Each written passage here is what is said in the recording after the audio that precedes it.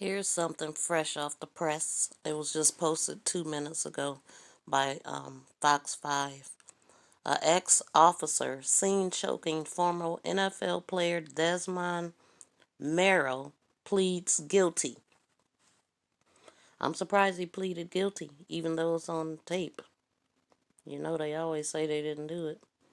A former Henry County police officer accused of choking an ex-NFL player during a traffic stop in 2017 pleaded guilty to the charges but escaped a felony. Why the hell did it take 3 years for this to go to court? What the heck? David Rose surrendered his law enforcement certification on Monday, according to the Henry County District Attorney's Office. Rose pleaded guilty to one count of simple battery in connection with the December 2nd, 2019 traffic stop of former NFL player Desmond Marrow.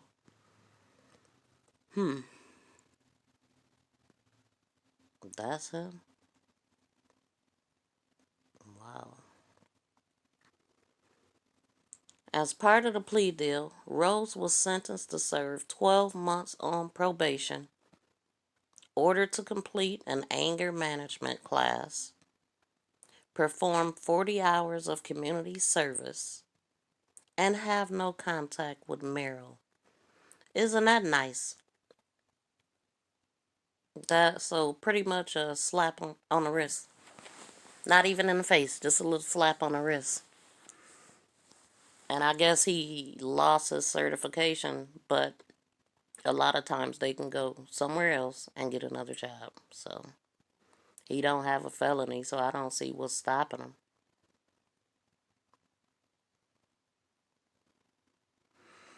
him. Okay. Rose also surrendered his law enforcement certification to the Georgia Peace Officers and Standard Training Council, which license all officers in the state. Keyword, in the state. As part of the sentence, Rose is. Oh, okay. As part of the sentence, Rose is prohibited from ever working again as a law enforcement officer or seeking reinstatement of. Okay, so good. He's done, I guess. You know, it's always ways around stuff, but it sounds like he's done in law enforcement. If he can't seek reinstating his certificate, but can he go get another one and not worry about reinstating the old one? Okay. Through his revealing words and action, David Rose tarnished the badge that represents all the honorable and brave men and women who serve in law enforcement. As a result of this plea, Rose will never work as a police officer again. District Attorney Darius Patillo said, I am satisfied that he has been held accountable for his actions against Desmond. On December 2nd, 2017, Rose responded to the target on Jonesboro Road in McDonough on a report that Merrill and the driver of another vehicle were driving aggressively through the parking lot. During the arrest, Rose grabbed Merrill's neck and choked him while he was handcuffed from behind while on the ground. Now, that was totally unnecessary. I hope it was worth it. I hope it was worth it. The incident was captured on video, and Rose could be heard admitting to choking him. So is that the only reason why he got in trouble? Because he was heard admitting to it? So if he would have never admitted to it, they would have been able to later say he didn't do it? Anyway, I'm glad he lost his license, and I'm glad that worked out. Because he don't deserve to wear a badge, being a bully. Okay, Rose also testified to choking Marrow last month at a statutory immunity hearing, claiming he was immune from prosecution because he was acting in his capacity as a law enforcement officer. The judge rejected that argument, ruling that Marrow posed no threat to Rose and the other officers, and Rose was legally responsible for his actions. Good. This is what needs to happen. Hold them accountable if you want the community to trust them again.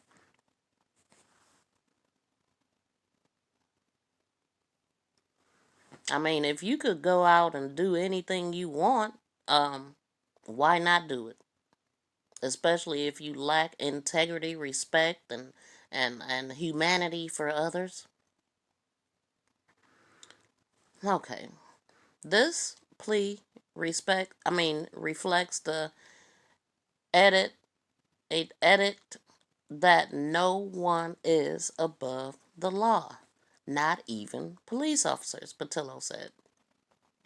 Police are sworn to protect and serve our communities, and when they do so in an honest and lawful way, they deserve to be revered and celebrated.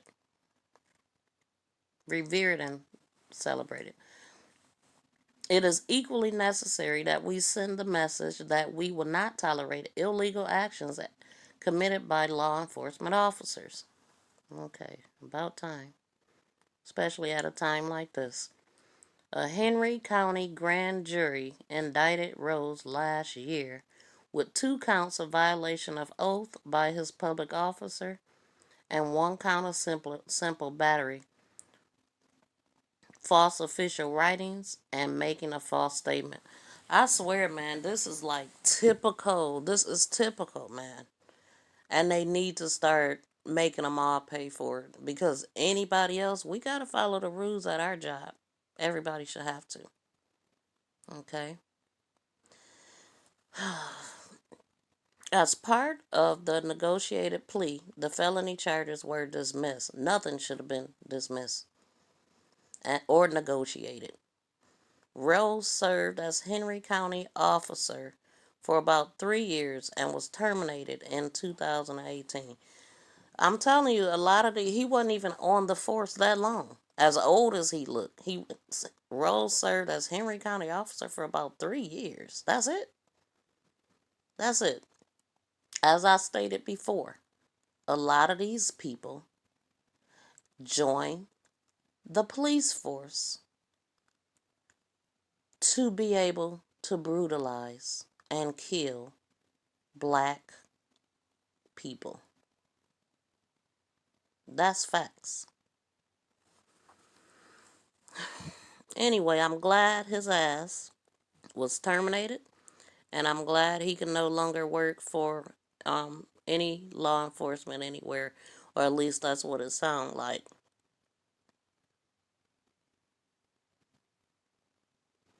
Okay, so this looks like a feel good story because I remember hearing about someone that worked in a jail or something and had a medical issue. I'm gonna go ahead and read this one. It was posted 3 minutes ago. This deputy, I believe, was saved by inmates. Yeah. Um. Oh, this actually was posted August 14th, 2020. I don't know why they put. Oh, 3 minutes mean that's how long the read is. Okay. Georgia deputy who suffered medical emergency and was saved by inmates returned to work. I hope he's nice to them. Maybe he was one of the good ones, the reason why they saved him in the first place.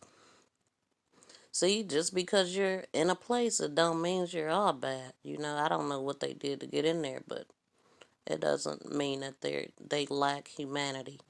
Um, a Georgia deputy who suffered a medical emergency and was rescued by 3 inmates last month is back on the job. Deputy Warren Hobbs returned to work this week at Gwinnett County Jail. He said the 3 inmates who helped save his life. Deputy Warren returned. Okay, posted.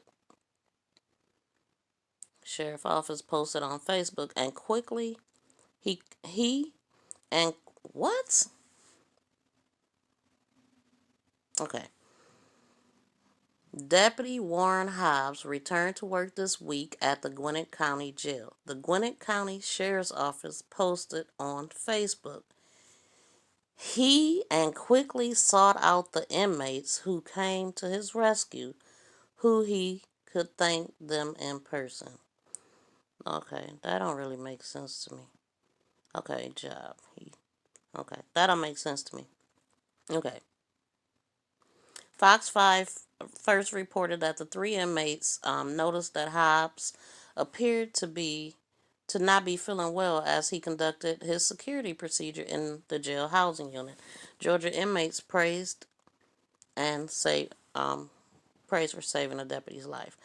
Mitchell Small, an inmate, said he thought the deputy was sleeping at first. Then he noticed the deputy was acting strange. Kind of was like laying back in his chair and just started making noises. Small said. Deputy Hobbs then fell on the ground and was bleeding from his head. He appeared to be unconscious. Oh my God. Small said Small said he did the only thing he could do. He started hollering and screaming and banging on the doors to alert someone to wake up, he said. Wow. Soon the entire unit with more than 60 inmates started yelling and pounding on their doors. Wow. In the surveillance video. That is awesome. It gives me chills. You can see the windows shaking from the heavy pounding on the doors. It was that noise that likely brought Deputy Hobbs back from being unconscious. Wow. A spokesperson with the Gwinnett County Sheriff's Office said the deputy said the only thing he remembered is a noise that sounded like drums and people shouting. Aww. Terry Lovelace, an inmate, said he could see the deputy regain consciousness and tried to get up. Our deputy later stated that while he did not realize he had been unconscious, he became aware what sounded like pounding drums and could hear inmates shouting his name over and over.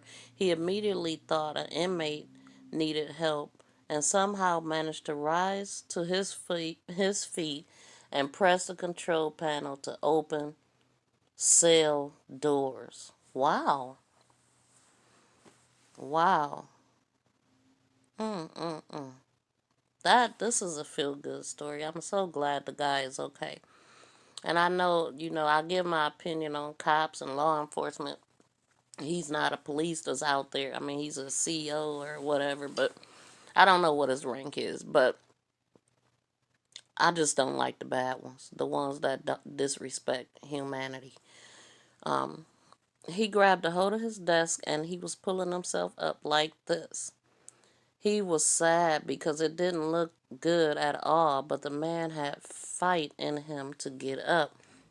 As he came up, I can make eye contact with him. I'm like, Deputy Hobbs, please, Lovelace said. Okay, let's see if this video will play.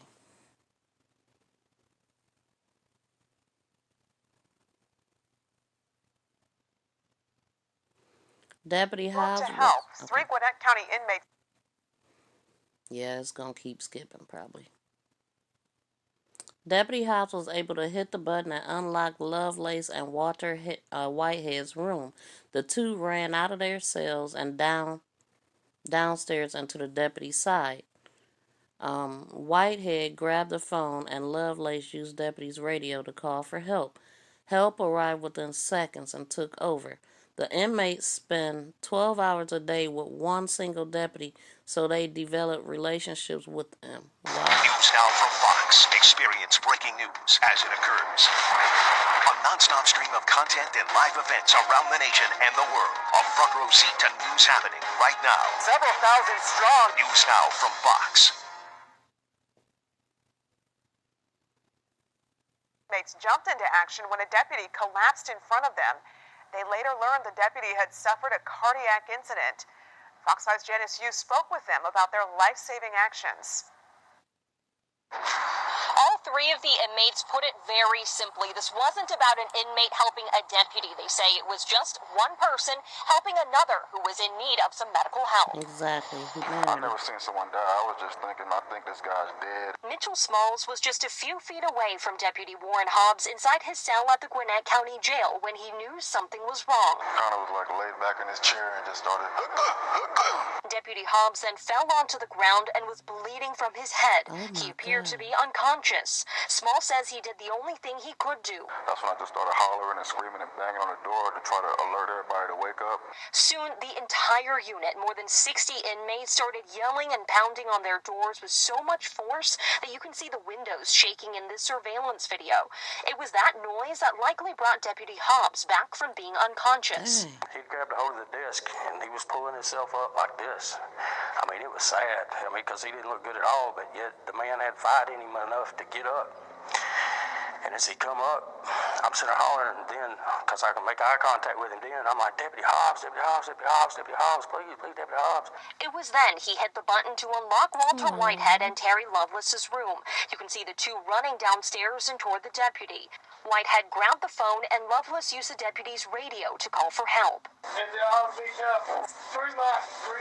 Help arrived within seconds. The whole thing happened in a matter of 10 minutes or so. But for these three men, those minutes felt painfully slow as they watched someone struggling right before their eyes. Someone who may wear a uniform different from theirs, but still a person who needed their help. It scared me.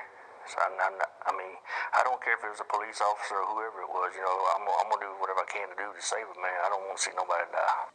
We're told Deputy Hobbs is still under medical care, but he is at home, and he says he's so thankful of the quick thinking of these three inmates. Now, coming up tonight at 11, some of the inmates say they could tell that Deputy Hobbs wasn't feeling well that day. Hear how they were able to tell something wasn't right. I'll share that tonight at 11. In Gwinnett County, Janice Yu, Fox 5 News.